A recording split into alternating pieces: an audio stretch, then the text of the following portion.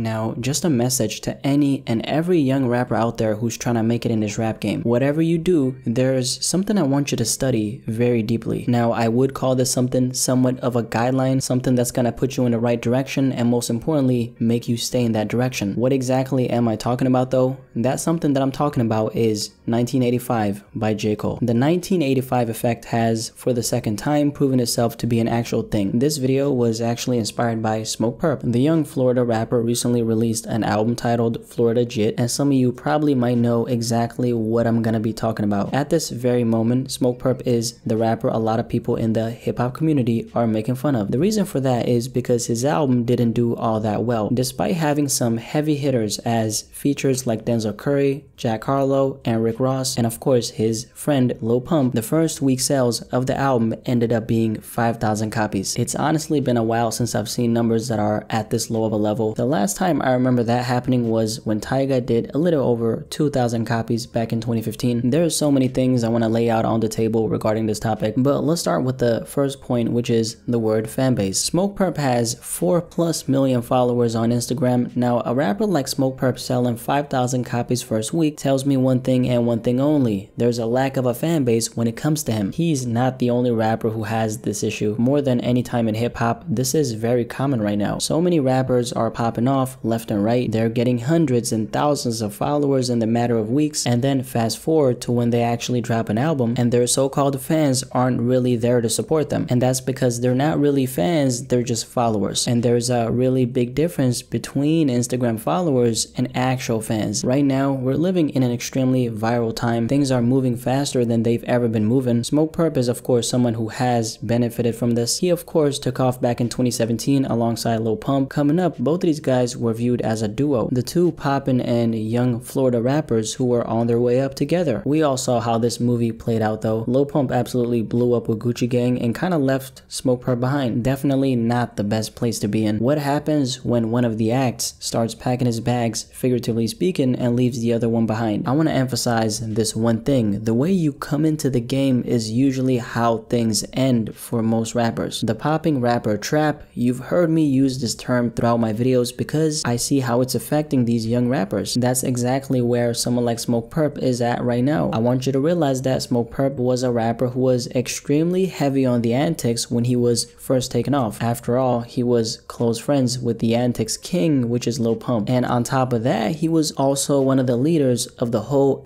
J. Cole movement.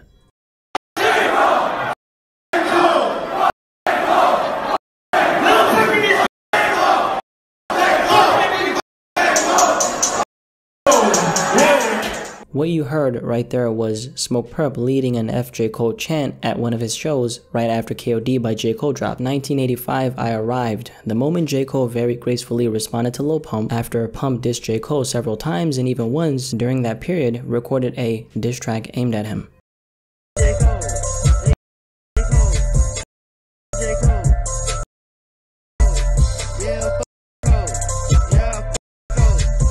Smokepurpp was also, of course, included in this 1985 response, but this was mainly aimed at Lil Pump. That's why that J. Cole and Lil Pump interview became a thing later on. By this point, most of us have already seen that interview, but what exactly was the purpose of it? If you ask me, my interpretation, J. Cole wanted to sit down with Lil Pump to understand him. I realized that in time. Right, it was all trolling and shit. Yeah, for sure.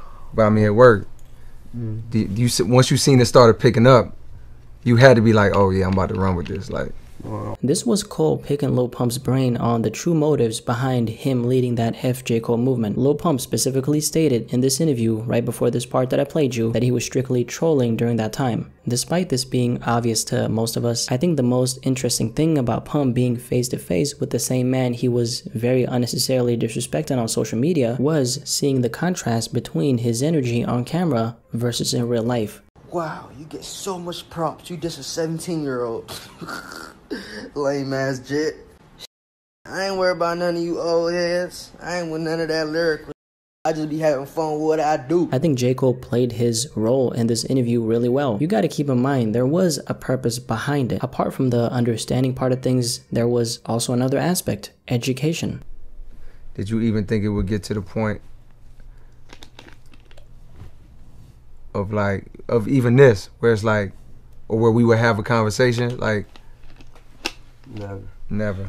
You either Believe it or not, this interview served as validation to J. Cole, because it's one thing to make a song and it's another thing to sit down and school the person you're speaking to on your record in real life. On top of that, he kept the same let me school you but not be condescending energy he had on the song in person as well, and that's consistency. 1985 by J. Cole served as a guide for the young rappers from this generation to follow. Why would a young and poppin' rapper listen to anything J. Cole has to say, you might ask? Well, because he's been that young and poppin' rapper. I remember I was 18, he rapped, playing that big brother role instead of looking down on them. The thing is, 1985 is the guide a lot of young rappers won't or don't follow. This is actually something I kinda understand, because you're supposed to live the way you wanna live. What Cole talks about on 1985 is one way of living. Most young and poppin' hip hop artists don't really wanna avoid buying chains and avoid living the fast life, all because it's gonna help their future self. Technically, that's the right thing to do, but it's of course easier said than done. Kodak Black is a great example of what I'm talking about. What did J. Cole say on Middle Child? Had a long talk with the young nigga Kodak, reminding me of young niggas from Ville, straight out the projects, no faking, just honest. I wish that he had more guidance for real. We've all been asking ourselves, how come Kodak Black is constantly getting into trouble every other day? This man is literally throwing away his blessings all for nothing. But then again, that's the way he's been operating his whole life. Kodak comes from that life. It's ingrained in his character to act out, and that's why it's easier said than done. He's literally fighting against his own programming, and this is obviously something Cole knows. That's why he was wishing for someone to guide him in the right direction in his younger years. There's other artists we've heard Cole give advice to apart from Kodak. He's gave some to Logic as well on the outro track of Everybody with that secret feature. But one reason why I think so many people are resonating with J. Cole when it comes to the advice he's giving to young rappers on 1985 is because he does it in a very non-condescending way. And that's why I think the effect is so powerful in the first place. If it wasn't powerful, then the same guy he responded to on there would have never been sitting in the same room with him. Not only did he approach it from a very objective standpoint, but was he really lying? You've seen what happened to Lil Pump. He's been stuck in that poppin' rapper trap for some time now. He's been trapped inside that Lil Pump prison, and that's why every single time his buzz hits a new low, he pulls some kind of social media stunt to get people's attention again. The most recent stunt was, of course, the Juice WRLD Private Jet lyrics, which I made a video on.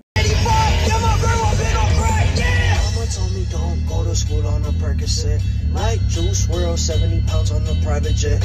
You don't really see too many people talking about Lil Pump when he's not dropping music or when he's not acting out on social media. Now this is the part where J. Cole talks about this on 1985. One day them kids that's listening gon' grow up and get too old for that shit that made you blow up. Now your show's looking light cause they don't show up, which unfortunately means the money slow up. Now you scrambling and hoping to get hot again, but you forgot you only pop cause you was riding trends. I think Lil Pump gave J. Cole all the ammunition he needed for this one, all because he very unnecessarily came for him and forced Cole to respond. It ain't like he's not speaking facts though. The riding trends part is as clear as it can be. The peak of rappers like this is when the antics are in full effect. People can't cling on to the clout chasing activities that you're constantly involving yourself in forever. That's one of the bigger takeaways from 1985. At some point, like Cole said, the money will start slowing up. It's either that or the buzz will completely die down to the point where you have to resort to constantly chasing the high, and that's something that gets exhausting. Not only does it get exhausting, but it also gets old. Not only does it get old, but your fans get old. Now you old news and you're going through regrets because you never bought a house, but you got a Benz and a bunch of jewels and a bunch of shoes and a bunch of fake friends. I ain't judging you. This is J. Cole hitting on something I've talked about a lot on my channel, and that's the conversation about what kind of people a lot of these rappers surround themselves with. As soon as they get into the industry, they start building all these so-called friendships that are built on a very fickle foundation. A lot of times it's built on what they can gain from that situation. J. Cole also talks about the lifestyle aspect of it. They got the car or multiple cars, but no house in sight. I don't even think this part is exclusive to rappers at all. This is a people problem. We as people don't always make the smartest financial decisions because we live in a consumer society. Buy this product, buy that product, don't forget to buy this as well, and that will fill whatever void you have inside of you. Obviously, it's a whole bunch of cappery, okay? It's all cap, cap, cap to keep us attached to useless materials that won't make us any happier. Right now, I personally know a couple people who are driving around in the newest Mercedes model, but they're sleeping on a floor by choice, and they're inhaling oxygen for breakfast and lunch and having sleep for dinner every single night by choice. This is obviously happening because they want to keep on pulling up in that Mercedes, and that's why I'm saying that this is a people problem and not necessarily a rapper problem that J. Cole is addressing. When it comes to rappers and the rap industry, this aspect is obviously a huge part of things. The glorification of materialism has been a part of the hip-hop culture. Just like I said in my 6ix9ine versus Lil Baby video though, it's even bigger now because rappers have the ability to document and show off that kind of lifestyle. J. Cole himself is a rapper who's actually anti-materialism. Saying basically what I'm telling you right now, what I realize is like the monetary, the material,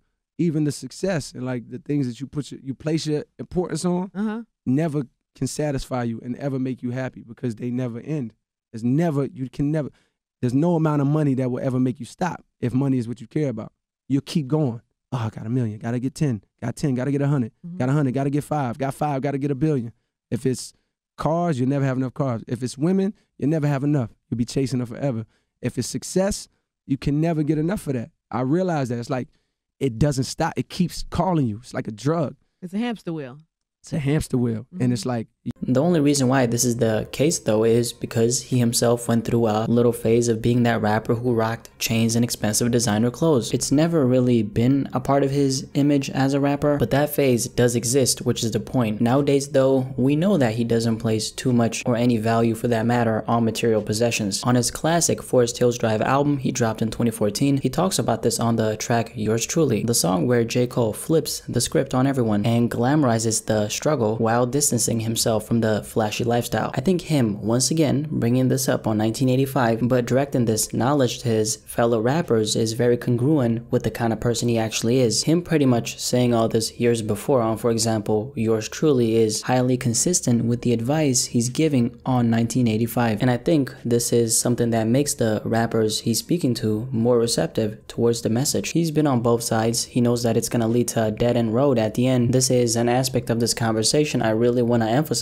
because an artist like J. Cole, who's been on both sides, has the perspective a Lil Pump lacks. I think that's why a lot of young rappers aren't really concerned with the future because they're popping right now, they're getting the money right now, they're on top right now, and the fall off is always, and I mean always, inevitable for a rapper like that because they're not scheming and planning for the future. The assumption that their wave is gonna last forever is exactly what's holding them back. The rappers who are in it for the long term grow and adapt. An example, 21 Savage. 2 years ago, 21 Savage announced that he no longer was gonna wear any jewelry. I stopped wearing jewelry for a couple of reasons. One is because everybody wears jewelry. I outgrew it, got getting a little wiser and growing. So another reason is because the richest people that I've ever met in my life, they never had on jewelry. Every time I meet somebody who's very, very rich, like wealthy, I never seen them with jewelry on.